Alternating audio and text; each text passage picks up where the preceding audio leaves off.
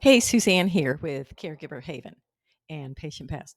So, I think it's time to review the 7 rules for senior care. Once you figure this out, I think your journey is definitely going to be well planned out and you're going to just know what's coming ahead of you so you just don't burn out on all these last minute crises that so many people feel. So, let's get into this, and you'll see how really simple this is once you understand the process of senior care. This is for all us seniors who are already seniors trying to figure out what we want to do and how we want to do it, as well as our adult children who are taking care of aging parents and want to keep their lives intact. So, with senior care, we're really not ready for it. None of us grow up thinking, oh, I can't wait to be a senior care manager or take care of my parents. We just don't think that way. We let things roll off us, and then when we face them, we solve them. But there's a lot more things that we have to think about in senior care because it's very emotional for us to go through these stages. So let's figure out what these are and get ready for them. Okay, the 7 areas that I talk about a lot are health, of course, and that is the health of the senior and their mental decline. Mental decline does not necessarily mean memory. Mental decline also means depression, anxiety, stress that they might have. Especially as we age, we start to worry about our bodies, we start to feel differently, we wonder if that isn't something else going on. It's that kind of stress and anxiety. There's also depression because we are losing the things that we love. We maybe no longer see as well as we could. We don't hear as well. We don't taste as well. We don't enjoy food like we used to. Maybe we're missing the grandkids. Maybe we're missing our socialization, the friends we used to have. And as caregivers, we worry about their memory. We worry about are they able to take care of their finances anymore or not?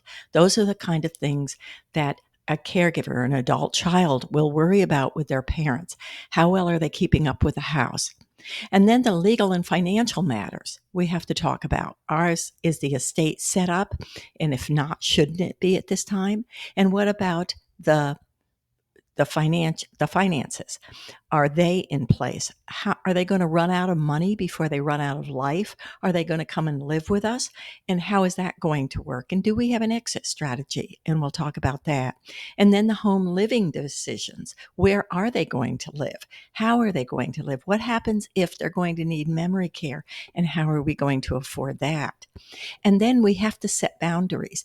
There are certain things that we want to be able to continue to do. There are certain things that we cannot tolerate. So, how do we set those boundaries? How do we bring up this subject to our siblings and tell them, hey, we need help, or can you help us out? And how are you going to do that? Do we take time for ourselves? That's self-care. Do we get in the diet, the exercise? Do we continue to socialize with our friends, or do we find ourselves constantly taking care of one person and not taking care of ourselves and what we want to do and what we want to have? And that brings us to time management. How do we organize our time when we're caring for another or we're caring for ourselves? Do we give ourselves time for rest if we're a senior, or if we're an adult child taking care of an aging parent? Do we give our loved ones, our kids, our own kids, or our spouse time, as well as do we find time for ourselves? So these are all the things that we're going to look at. Let's start with health, because if we don't have our health, everything goes downhill pretty quickly from here. And we seem to go from crisis to crisis. And what I mean by that is working in the medical field. I've seen too many patients frustrated and their family caregivers frustrated too because they can't get in to see me. Um, the messages are wrong. I'm not getting the messages, those kind of things. It's very frustrating. Nobody knows what's going on, especially if they go into the hospital. You can't find the doctor. The nurse calls and calls and calls for the doctor. The doctor never shows up. We wait hours or days to see the doctor to figure out what's going on. And then the next thing we know, we're being discharged. And we're like, wait a minute, what just happened? I don't even know why I'm being discharged. So, the health of your senior, you need to know their medical history. You want to know, if you're a senior, when you had that last mammogram, when you had that last prostate check. Are there any issues? What's going on? You want to know what medications you're on. You want to know about the safety of those medications. And of course, in the Senior Freedom Club, I have all the information that goes into detail of what to look like for your health. So, first of all, finding the right doctors. You have to find those doctors that are right for you. That means you trust them, and that means that they respect you and they will call you back, regardless of whether you're the senior or the caregiver taking care of your aging parents. Do they like going to the doctor? You want to find those people. And then how to talk to them. There's certain information. When I was working as a physician assistant, I needed from every single patient, there are 7 steps or 7 things that I have to have from my patients. And I would ask the same questions every time to draw out from the patient that kind of information. We talk about leaving messages because messages are often garbled. And as many of you know, especially in the Senior Freedom Club, I've talked about this, that you're just calling a call center, and that call center can be in, Timbuktu. And it's not necessarily the doctor's office at all. It's somebody on a call center who doesn't know medical terminology, doesn't know what you're talking about. And I've had the worst messages in the world because they're all garbled and I don't know what the patient is asking me at all. And we talk about hospitalizations. You have to know what to do when you enter a hospital.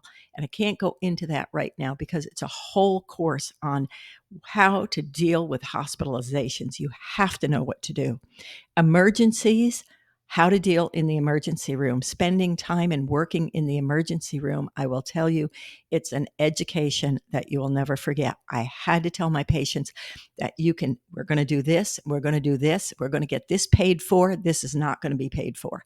There are certain ways that we code, there are certain things we do in the emergency room that's going to give you a $30,000 bill or a $0 bill. You have to know how to handle emergencies. And then distant medical concerns. How do you work with your aging parent if they live far away?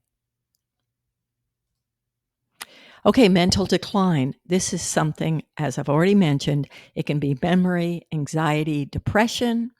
Um, It can be anger. I've seen so many things come out, but one of the biggest things we often forget about is grief.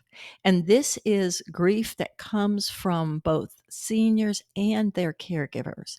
I've seen the senior grieve over the loss of their lifetime friends that they grew up with in high school. As my mother used to say, my Christmas list is getting shorter.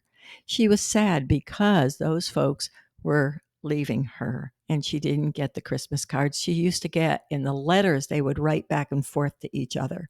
So there is a grief going on there, and especially as we lose our spouses, to either their mind goes or obviously their body goes. So we want to talk about mental decline. How are we going to handle that? And are we going to get the right diagnosis? And that's something we have to look at. Is it memory loss or dementia? I have a whole thing on that. The medications and the addictions. Is it an addiction? And that oftentimes medications are not safe. We know that. I can't tell you the number of times patients have said to me, oh, my doctor prescribed that. And I'm like, I don't think so. It's all chemical interactions that are going on that oftentimes stops the senior from eating or having the energy or having the right mind. They can't think anymore. Their mental status is going down. So many times we've put the patients in the hospital, we've withdrawn them from all their medications, and they perk right up again. It's amazing. You can't do that on your own. You cannot withdraw medications. It has to be done under a professional's guidance. Pain management can all make us angry. It can make us frustrated. We don't feel good when we're in pain. That's just, if you haven't lived in pain, put a stone in your shoe and just walk around for a day and you'll see what pain feels like. It's just horrible. It's annoying, and we get in a bad mood because of it. And then mental and social decline, keeping our loved ones social. That's not only for them, but it's also for the family caregiver. We'll talk about that in a little bit. But keeping them social. Do they have friends? Are they going out? Are they going to the park? Are they seeing plays, shows? I've seen senior after senior, actually, once they get out and they go watch the Beach Boys, or they go to a concert of some kind, or they go to a movie, or they go to a play, all the old things that they saw way back in the 50s and 60s, even 70s. It's amazing how they perk up and these memories stay with them. And then, of course, recognizing elder abuse is always something we have to look at, because I've seen many times where the sibling who doesn't live close at all to the senior comes in and says, "Oh my gosh, your house is a mess. Nobody's taking care of you." Or there is a sibling taking care of them, and this other sibling comes in and says, "This is awful. You're not doing a good job. I can't believe this." And that becomes a mess too. So we want to be aware of that. These are all things to think about and prepare for ahead of time. You think it will never happen to you, and then what are you going to do when it does? So we stay strong, we stay free of this worry. We're not going to let it happen to us. We're going to be on top of it. So many programs and courses and webinars and guidebooks that I have on these things. Next, the legal and financial matters. What we want to look at here is, as I've said, legal, getting the estate ready. You know, there's an expression, and I can't remember who said it, but we all know we're going to die. We just don't believe it. And boy, is that ever true. You know, we just go on with life and we forget about the legal aspects of this. Many of us say, "Oh, I've got an attorney," but you don't have the right attorney. We talk about this. You must have an board certified elder law attorney. They do so much more for you, and they can find the money for you that secures your financial future. What I mean by that is elder law, board certified elder law attorneys know where to find money, so they protect your estate for your spouse and then find you the money if you have to go into a nursing home or senior living. Okay? So, or assisted living or memory care, they find you the money to cover that, so your spouse has the money to live off of and they don't get wiped out. I hope that makes sense. And then the financial matters. And of course, everybody now hears about the scams that are going on. They're amazing how good these scammers are, these hackers are, to get your personal information. So you have to be protected. And one of the things I've talked about is the first person you turn to when you think you've been scammed or when something doesn't sound right is you call your elder law attorney. And you ask, "Have you heard about this?" Because these board certified elder law attorneys stay on top of all these scams for you. You have to be aware of that. Next, we talk about your legal responsibilities as a family caregiver. You don't want to be accused of elder abuse, for sure. But you also want to know that you do not want to be responsible for their hospital bills. So we have to protect you from that. We have to make sure that you're not spending your good hard dollars on your senior in their care.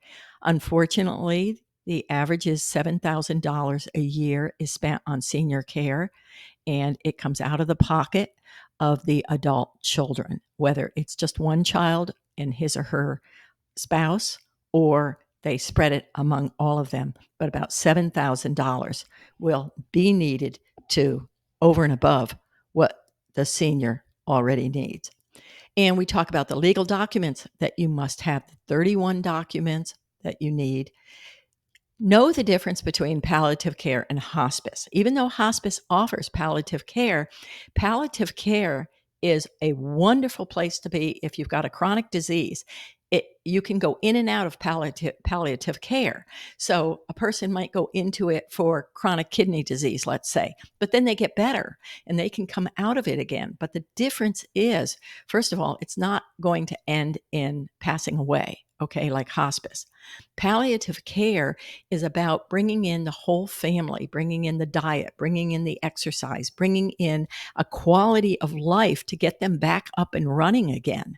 So these doctors, nurses, care managers all pull together with the family for a palliative care. If the person has constant falls, we put them in palliative care. We have a system set up that when they fall, the right people come in, the right people take care of them, the right people know what to do. And if they need to go to the hospital, if they don't need to go to the hospital, and they adjust for the prevention of these falls. It's amazing what they can do. It's usually medications that they need to get off of. Palliative care takes care of that. Make sure the finances are set up. Make sure this is very transparent so you have no end of life surprises. And then after they pass, closing an estate is very expensive, probably more expensive than what it takes to be born. So closing an estate can take 2, 3, 4 years. I've closed several estates. It takes thousands. Worst case was $83,000 to close an estate. It's been a horrible mess. And we don't want that for you. A board certified elder law attorney will have everything protected, all the assets, call you up, open it up, say, here it is, you're done. So know that. Let's talk about home living decisions because these are going to change. Most times, 97% of seniors will live in their homes for the rest of their lives. But the question is their home safe for them to live in? And is it decluttered? Because we don't want to be left as adult children cleaning out somebody's house who has newspapers from 1940s, right? So home living decisions is how are we going to declutter the house? How are they going to be safe in their homes if they want to live there?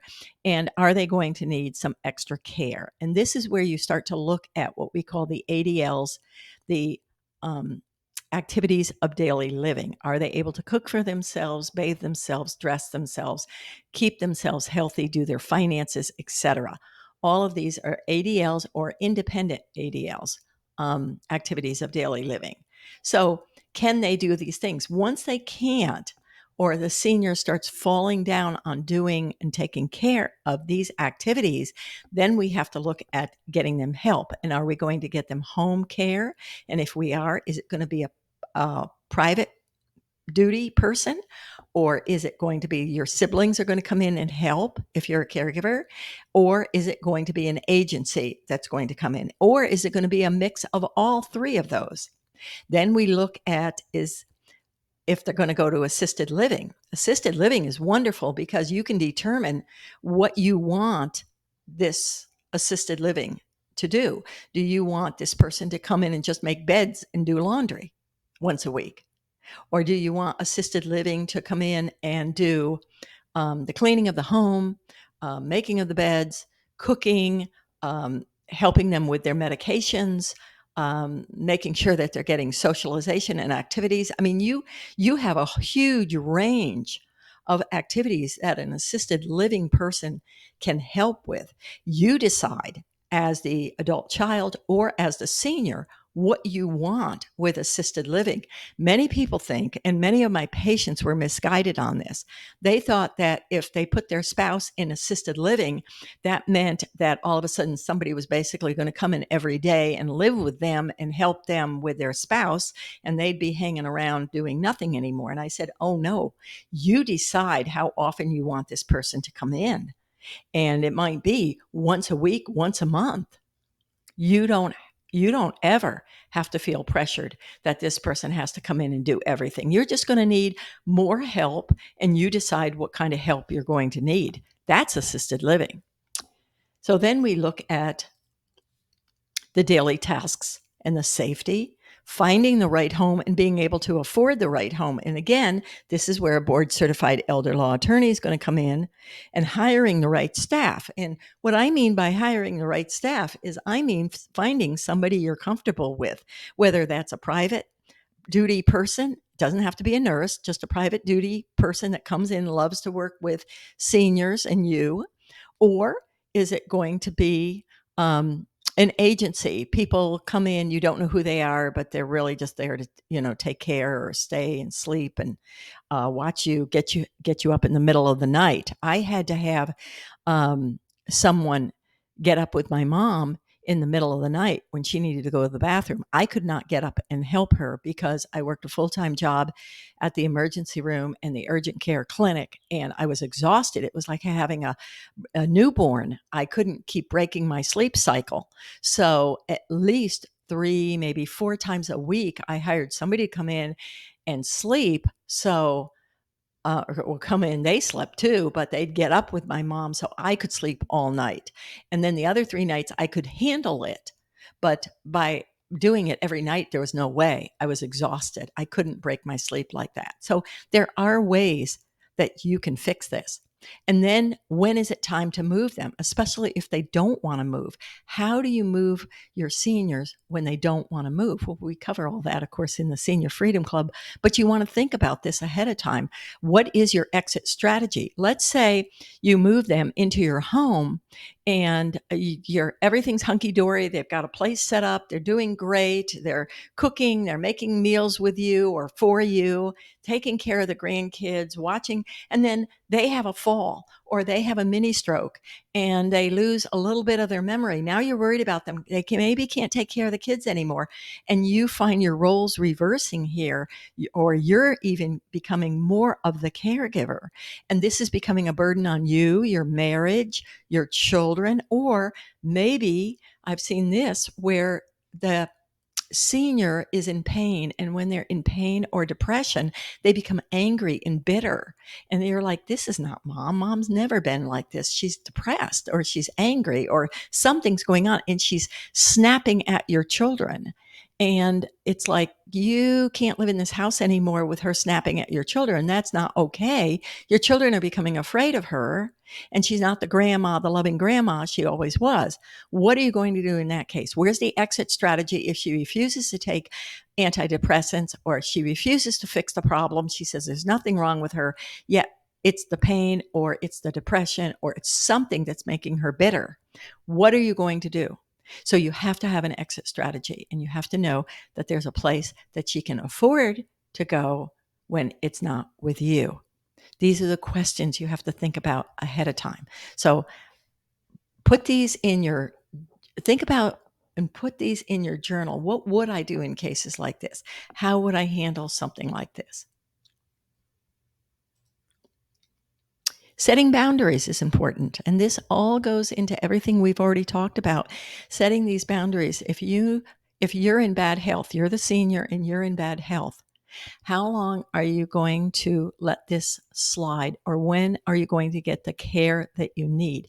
Are you going to advocate for yourself in the healthcare industry? Are you going to tell your doctor unacceptable? I don't feel well. Many times I've seen seniors go to their physician and then they feel like they've been pushed right out the door. And I've had patients say to me, I just come in, you're just going to give me another pill. And they say that right to my face. You're just going to give me another pill. And I'm like, whoa, wait a minute. I'm here to help you figure out what's going on and what's going to work for you. Most doctors, unfortunately, do give you a pill because that's how they were trained in medical school. And the healthcare system they work for gives them only 10 minutes to see a patient, and it's the way they get the patient out the door is try this medication. And then you try the medication and it doesn't work or it has side effects, and the doctor says, well, call me back and follow up with me if it doesn't work. Well, trying to get another appointment, forget it. Trying to call the call center somewhere in Timbuktu to get them to get a message to the doctor, forget it. So you just give up on the medication, you give up and you live with the situation. When are you going to start setting boundaries and advocate for yourself? That's the same with whether it's the duty nurse or the agency you don't like anymore. When are you going to stop and say, this is not okay? When are you, as a caregiver, going to say, I can't do it anymore and I need help? And how much help do you need? And what do you need help in? You've got to be very specific when you're asking for help. So Are you the first best person for the job? What I've had many families do is split these duties up. Somebody is really good with finances, so they take care of finances. Somebody's really good in the medical realm. They take care of their senior in the medical realm. Somebody else is really good with organizing the people to come in to help with mom or dad. Perfect. Someone else is really good with getting mom and dad to move off their stubborn stool, as I call it, and maybe declutter the home. I can't do it, but they certainly can. So you find these things that need to be done and you fit them with the person who's really good at doing that one thing, because nobody takes care of a senior by themselves. In fact, in a senior community, it takes 31 people a week to take care of one person. You're not 31 people. So on average, you've got to have 31 people lined up to care for one senior. So know that you're going to need help. So you want to put together their health, unless you're the senior, your own health. Mentally, how are you doing? Legally, financially, what are your goals here? Do you have enough money? And then also as a senior, what's your home look like? Are you able to afford your home? Can you take care of it now? We know that years ago, um, most seniors, there were only 20% of seniors had mortgages. Nowadays, it's double. 40% of seniors have mortgages. Why? Because our economy is not what it used to be, and seniors can't afford what they used to afford. So seniors can't pay off their houses. So that's an expense. And what about setting those boundaries? Especially if you're a senior, how do you set boundaries with your own children who want to become your parents, who want to start taking care of you when you want your own freedoms and your own plans? You want to travel, you want to go. And your children are saying, maybe you shouldn't go so far. Maybe you shouldn't travel internationally. Maybe you shouldn't be biking or boating, or maybe you shouldn't walk as much. Whoa, wait a minute. You want to keep doing what you want to do, and you love doing it. A lot of seniors are told by their um, adult children uh, that they can't come down to Florida anymore in the winters. And to be truthful, many of these seniors, this spending time in Florida every winter is an amazing way to undepress. I mean, they just lose their depression, because when they get down here, they're socializing, they're seeing all their friends again, they're laughing, they're playing pickleball, they're golfing, they're biking, they're hiking, they're riding, they're going to the beach. They are doing so many things that, as one patient came in one day and he was talking to me, he was about 77, 78 years old. And I said, why do you come to Florida every year? And he said, it's like college without the exams. And I think that says it in a nutshell. And he said, I get away from my adult children who are always fussing over me, and I can do what I want to do. And they don't know any better. And it's true. So don't take that from your seniors. If you're a caregiver, talk to them about it. Let them come down, open their houses, stay here. They enjoy it. And there's so much more to taking care of a house down here in Florida, when they have the sun, they have their friends, and they have tons of friends. You can imagine how many people our seniors are happy down here. They live to 80s, 90s, 100s down here. Um, so staying strong in the face of adversity. When you come across a crisis, what are you going to do? How are you going to put your foot down? Know that the plan that you're doing is the best plan, and you do it with confidence and you do it with courage. You have to have the courage. And that means you have to have the support and the backing to have that courage and that confidence that you're doing the right thing. Those are things you want to think about. Next, we want to talk about your own self care. And this goes for seniors as well as adult children taking care of seniors. We have to have time for ourselves. We have to restock. There is something that my daughter and I agree on, and that is that when it's time to take care of ourselves, we say, time out. I have to be on my own. I have to get away. I can't I can't be with you right now. It's not that I'm offending my daughter and saying I don't want her company. She knows that it's about me. and time for myself. And there have been situations where I've have just gone for a walk on the beach or even gotten an Airbnb and said, you know what, I'm going to spend the night away. I don't live with my daughter, but I can't, if I do, I can do this. Or if I spend a couple of months out in Utah with her, I can get away.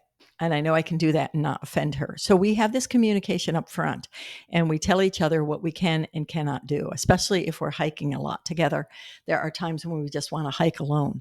So focus on what you want your life to look like and how much you can put in and how much you can't. There are times I have to say no to my friends.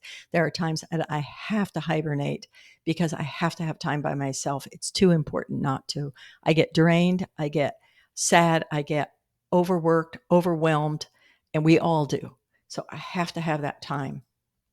So look at the other things in self care, the physical part of you.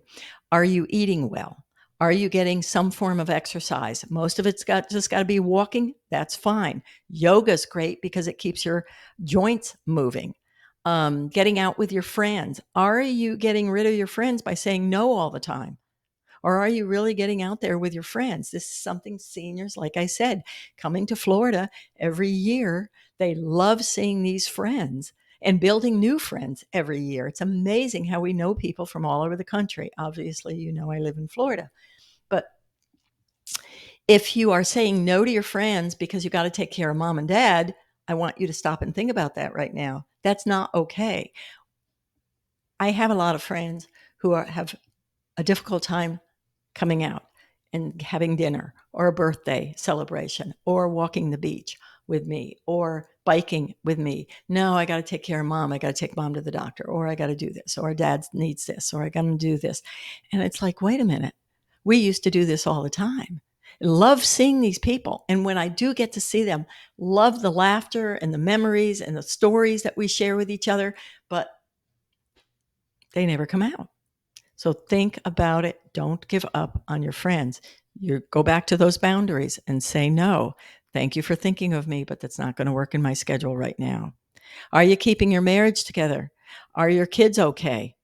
Are you traveling? Are you taking off for vacation? This is one thing that my patients I saw over and over. The kids wanted family, well, like adult children wanted family vacations. And in doing so, they didn't have a place for mom because mom went from 0 to 10. The minute the family went out of town, mom felt nervous, scared. Who's going to take care of me? What am I going to do? How am I going to do it? And many families will set up the other siblings to call every day to make sure mom's safe, to put cameras in the house, whatever it takes. And even some families, I suggested that maybe a grandchild, an adult grandchild, or even somebody come in and spend time with mom for 3 or 4 days. And then somebody else come in and spend time with 3 or 4 days while the main caregiver and her family or his family were out of town on vacation. Mom doesn't have to come all the time. Don't don't deny your family a vacation because you have to take care of mom and dad. That's not okay. You want to spend time with your family. It builds a stronger relationship with your family, and you'll be better off for it. Again, that's self care, that's setting boundaries, that's all about living with your own goals. And then let's talk about this one, time management, the ability to continue doing the things you love to do. And it's going to keep you from the burnout and depression that so many caregivers feel. On the other hand, many seniors are taking care of their senior spouses. We don't want you to burn out either. The risk of the caregiver of a senior caregiver dying before the person they're taking care of, their senior spouse, is 3 times higher than the national average. So we don't want that caregiver passing. So think of time management, think of the self care, think of the boundaries, what we need to do, and where we go from here. Okay, so let's look at these in a little bit more detail. What are your own goals? the 7 goals in your life. Of course, there's physical, there's even professional, because a lot of seniors like to continue to learn or give back to the community their own expertise in certain things. So there's physical, there's professional. We go over these. There's family, there's financial, there's social, mental, and spiritual. Those 7 goals. And assembling your team. When you age and as you find yourself doing less, you should have a team in place that does more. Counseling and change. Again, there is a grieving process that goes with aging, not with everyone, but as we lose our friends, and like I said, our Christmas list gets shorter, and as we lose our spouses, as we lose our adult children, as we lose our sister in laws and our brother in laws, as people age or get ill, we go through a grief, a loss, but it doesn't start at the time of death. It starts way ahead of time. It kind of starts when we turn 65 and have to go on Medicare and realize that Medicare is not the end all be all that everybody thinks it was supposed to be. That we realize that there's a whole thing I talk about Medicare, because we know now that Medicare is not what we thought it was. And people say, I can't wait to get on Medicare. Not so fast. You're going to pay a lot of money to be on Medicare, and it doesn't cover everything. And there are medical bills that you're going to encounter, but that's a whole nother story. But these kind of things, how are you going to handle them? So counseling and change as we go through these losses, asking for the help. You don't want to be afraid, and you don't want to feel guilty when you ask for help. It's perfectly okay. And people aren't going to think less of you because of it. And people aren't going to say, oh, you're asking for help. Oh my gosh, you got to go in a nursing home now. That's not going to happen. You're going to work through this. You're going to talk through this. The Senior Freedom Club and the whole thing about Caregiver Haven is about families working together as their parents age, and as seniors working together with their families as they age, because we don't have to suffer a bunch of losses. We can go through life happy and healthy. And we do this by having these engagements, by talking with one another, by laughing with one another, by enjoying one another, because we have set the boundaries. We know our limits. We know what we can do. We know what we can't do. And we have this self-care going on at all times. It's an amazing way to age. It's an amazing way to enjoy the golden years, is to be free of the stress we had in our jobs at one time and now be able to go out and enjoy our family and our friends in a way we never did before. It's amazing to do this. The laughter, the fun things we learn, the new things we learn. Many people see life as a cycle that you grow and grow and grow, and then you start to ungrow and go decrease, decrease, decrease. That is not what we believe. We believe life is linear. We believe we just continue to grow the rest of our lives. Never mind what our bodies are doing. We just continue to grow, grow, grow, grow, grow, and get better and better and better.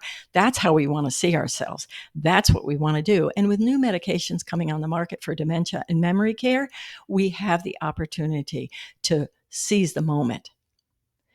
And then running your team and then finding the resources you need. And this is not only the board certified elder law attorneys, but this is the people that know the right. I can't tell you, almost every day I get a call from a member in the Senior Freedom Club asking me, can you find us the rehab hospital in our area that's the best? Yes, of course I can, because I know how to dig deep into finding those best rehab hospitals. Some of them are awful. And if you know anything about hospitalizations, you know that the social worker is overwhelmed and overworked and underpaid. And their job is to find you and get you out of the hospital as fast as possible and into a rehab center. But they just throw you into anyone that has an opening. Well, there's a reason that rehab hospital has an opening, is because nobody wants to go there. So they call me and say, hello, can you find me a rehab hospital in my area that's good? Of course I can. And you should be able to find one too. And so I've had members say to the social worker, I'm not going to that hospital. I want to go to this one. And if you can't find me that one, here's 3 choices. and I want one of those three. Well, it's amazing how fast the social worker comes back within a couple of hours and says, okay, I found you a place at this one that you want to go to. Yeah, they can. They just have to dig a little deeper to do their work. Not fair to them, of course, but you have to protect your own health and ability to get back on, pick yourself up and get going again. So these are things that we look at. So the 7 areas to recap. Okay, health, mental decline, or memory loss, or depression, or whatever it may be, anxiety or stress. The legal and financial matters that we want to talk about. Do we have those organized? Are we ready for those? The home living situations are very fluid. You can go from a rehab hospital back to a hospital, then back home to live with your adult children. Then you can go into assisted living. You can have assisted living at home. You can have assisted living in an assisted living facility. You can have memory care. You can go back from memory care to something else. You can go to nursing home. There's so many different places that you can live and exit strategies you can have with each and every one of them.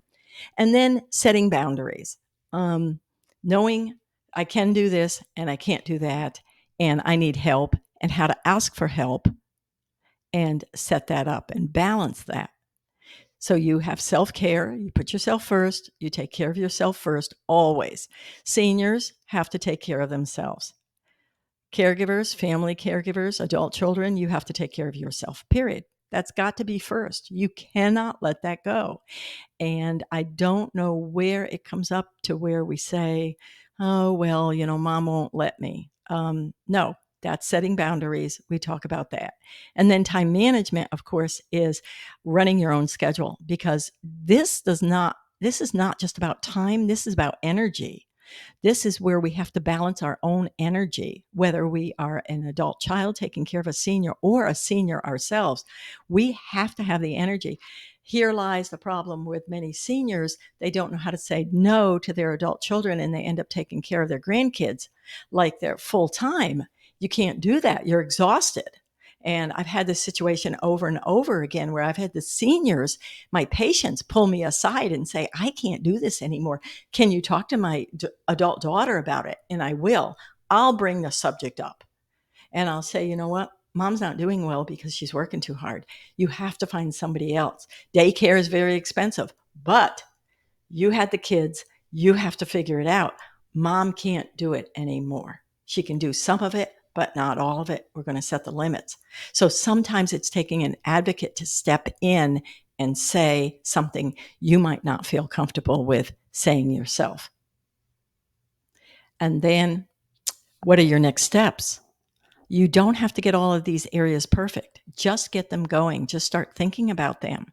When you've reached your goals in each of these 7 areas in caregiving or becoming a senior and taking care of yourself, what do you want it to look like? And one goal is going to be a certain way, but it's going to change over the years. So I recommend that you review them every year. Look at them. They're going to change. Senior care is fluid. It's constantly changing. Constantly changing. Nothing is stable here. Nothing's stable as we raise our kids. The first 5 years of their lives are formative. The next 5 years of their life, they're experimenting with who they are. The next 5 years of their life, they're telling you who they are, right? Or the next 10 years. And then they become adults. And then they figure out what they want and what they want to do. And they don't listen to us anymore. And then they finally figure out what it's like to raise their own families, right? They're constantly changing. Same thing with senior care. Seniors are constantly changing. Our physical bodies are changing. Our energy levels are changing. And so we're adjusting constantly with this. Our needs are changing too. So revisit these every year and you'll be in great shape. Hope this makes a lot of sense to you. This is all the things we cover in the Senior Freedom Club. And I look forward to having you join us again. Take care. Bye-bye.